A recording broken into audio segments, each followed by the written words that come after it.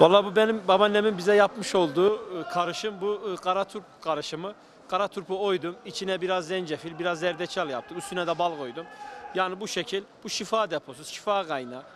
Gerçek antibiyotik, yani antibiyotik ilacı keser. Bademciklerde şişmeyi, özellikle öksürmeyi, yutkunmayı sorunu yaşayan insanlar bunu yapsınlar. Çocuklarına özellikle.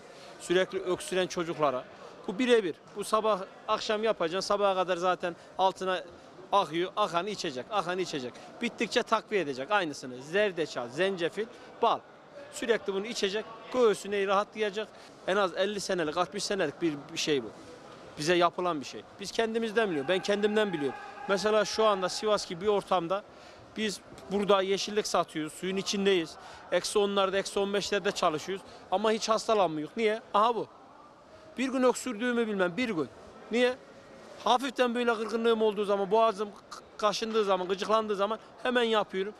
Akşamdan mı yapıyorum, sabahından içiyorum, hiçbir şeyim kalmıyor.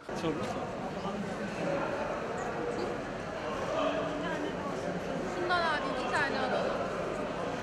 Ya. Ben reportajı güzel yaparım da dokunun. Ben de dokandırıyorum, o yüzden geldiler. Dokunuyor ya. Ben hiç müsaade insanlara dokunulmadım. Bak halama bak.